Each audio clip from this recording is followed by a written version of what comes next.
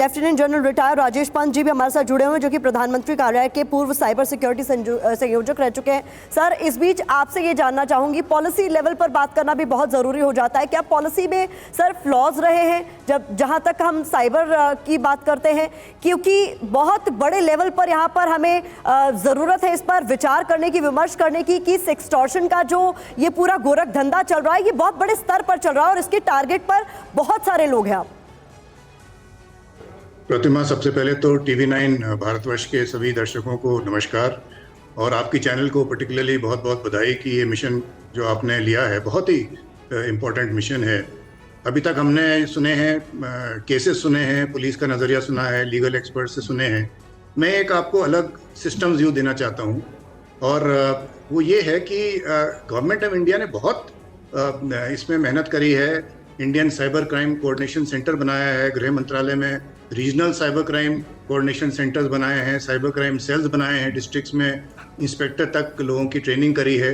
लेकिन फिर भी ये साइबर क्रिमिनल जो है, इसको डर क्यों नहीं है, ये मैं ये सवाल को एड्रेस करना चाहता हूँ। और उसकी वजह ये है कि उसमें 4-5 चीज़ें हैं जहाँ एक सिस्टम का करेक्शन ज़रूरी है। सबसे पहला मैं लेता हूँ टेलीकॉम सेक्टर। एक रिसेंटली क्रिमिनल पकड़ा गया है ईस्ट में, जिसके पास 22,000 सिम्स मिले हैं। 22,000 बाल्टियों में भरे हुए थे, उसको गिनने में करीब 10 घंटे लगे हैं। वो कैसे आए उसके पास 22,000 सिम, जबकि ऑफिशियली एक आदमी जो है उसके पास 9 सिम से ज़्यादा नहीं हो सकते। तो ये जो सिस्टम है टेलीकॉम का, कि जो टेलीकॉम सर्विस प्रोवाइडर है वो सिम कार्ड जो है वो अपने डीलर्स और फ्रेंचाइजीज को देता है। एक क्वार्टर में हमारे देश में 20 मिलियन सिम कार्ड्स जो हैं इंपोर्ट हो रहे हैं, ज़्यादातर चाइना से आ रहे हैं, और जो नंबर ऑफ यूजर्स बढ़ रहे हैं वो 1 मिलियन है। तो हर एक क्वार्टर में 19 मिलियन सिम कार्ड्स कहाँ जा रहे हैं? तो इसके पीछे ये है कि जो डीलर है उसको, अगर आप उसके पास जाएं, उसको कहें कि मुझे रिन्यू करना है अपना नंबर, तो रिन्यू करने के उसको 30 रुपये मिलते हैं। अगर वो नया सिम देता है तो उसको 300 रुपये मिलते हैं। तो कहता है सर रिन्यू क्यों कर रहे हैं, मैं आपको दूसरा नया सिम देता हूँ, नंबर पोर्टेबिलिटी तो आजकल है ही, नंबर वही रहता है। तो ये लोग जो हैं सिम कार्ड जो हैं ये बिना सोचे और बिना वेरिफिकेशन, सुप्रीम कोर्ट ने बोल दिया आधार भी अभी वेरीफाई के लिए यूज़ नहीं होगा। तो सिम कार्ड्स जो है, ये जो इलीगल सिम कार्ड्स हैं, ये एक बहुत बड़ा फैक्टर है कि इनको डर नहीं है कि हम पकड़े नहीं जाएंगे जी।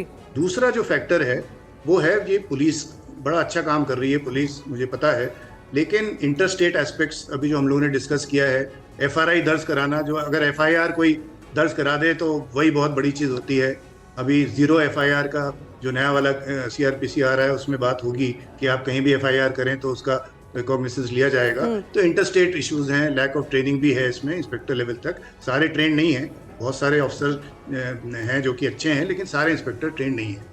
तीसरा है हमारा लीगल और जुडिशरी सिस्टम। प्रोसिक्यूशन रेट जो पूरे साइबर क्राइम का है, जो कि अभी आपके DGP अशोक कुमार जी ने बोला कि करीब 10 लाख केसेस पूरे साल में हो रहे हैं, prosecution rate is less than 1%। 1% से कम लोग को पनिशमेंट दिया जा रहा है। ये क्यों है? इसके भी वेरियस एस्पेक्ट हैं कि सारे बेलेबल ऑफेंसेज हैं, आप ये उनको बेल मिल जाती है, वापस जाते हैं, पूरा डिजिटल एविडेंस अपना मिटा देते हैं जी।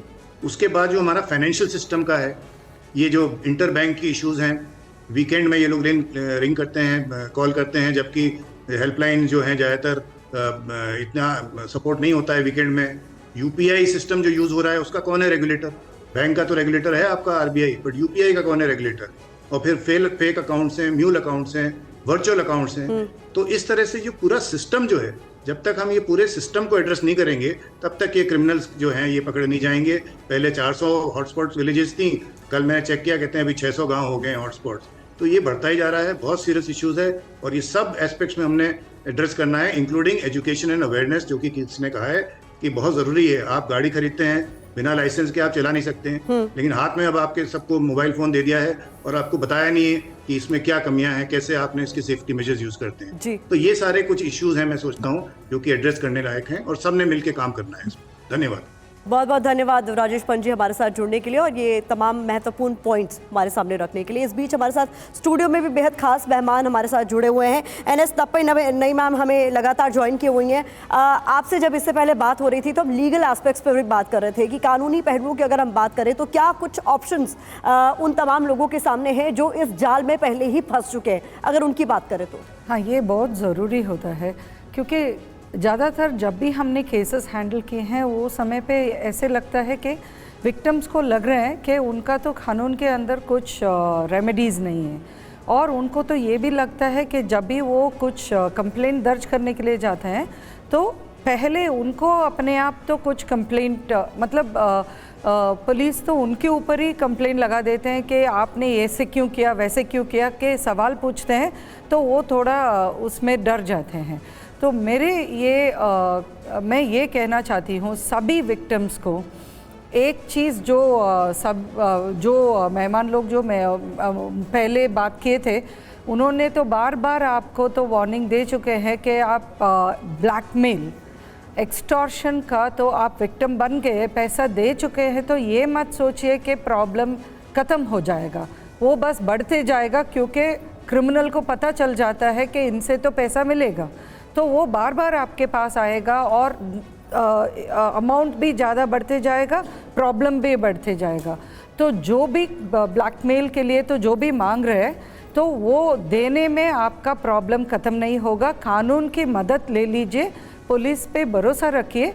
वो लोग आपसे सवाल पूछ रहे हैं तो इसीलिए पूछ रहे हैं क्योंकि ज़रूरत पड़ता है पहले पता करने के लिए कि कौन सा क्रिमिनल ऑफेंस हुआ है, क्रिमिनल ऑफेंस हुआ कि नहीं, और फिर वो लोग आपकी इन्फॉर्मेशन जैसे क्लियरली आप बता रहे हैं उसके हिसाब से वो एफआईआर दर्ज करेंगे और इन्वेस्टिगेशन शुरू करेंगे जी। इसीलिए शुरुआत के लिए तो ये पता होना ज़रूरी है कि आईपीसी के अंदर एक्सटॉर्शन के लिए तो ऑफेंसेस है जो आप इस्तेमाल कर सकते हैं ऐसे केसेस में। आईटी एक्ट या इंफॉर्मेशन टेक्नोलॉजी एक्ट करके जो है उसके अंदर भी केसेस है जहाँ पे तो न्यूड या सेमी न्यूड इमेजरी वीडियोस हो सकते हैं, फ़ोटोज़ हो सकते हैं, उसको तो डिसेमिनेट करने में मतलब शेयरिंग करने में या थ्रेटन करने में ऐसे अपलोड कर देंगे, ये सब बोलने में भी ऑफेंस होते हैं जी।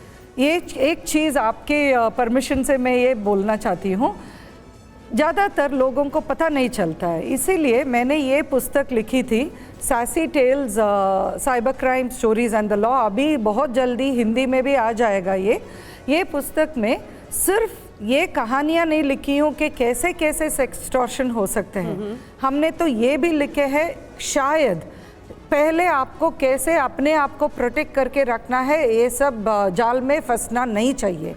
शायद फंस गए तो कानून के अंदर आपका रेमेडीज़ क्या है, आप कैसे तरीका ढूंढकर आप प्रोटेक्ट कर सकते हैं अपने आप को, इन्वेस्टिगेशन शुरू कर सकते हैं जी।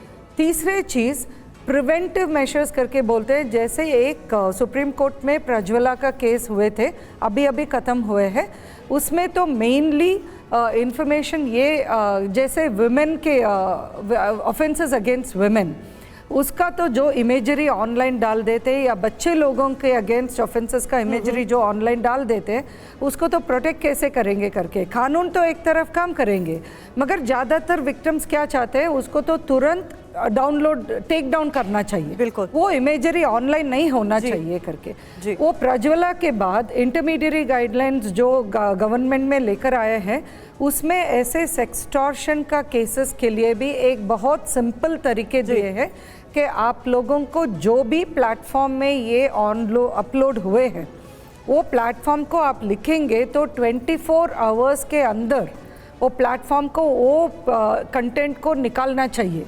24 आवर्स मैक्सिमम जी। तो आप ब्लैकमेल में मत फंसिए, फिर लाइफ भर आपको परेशानी में अटकना। Very important point ma'am.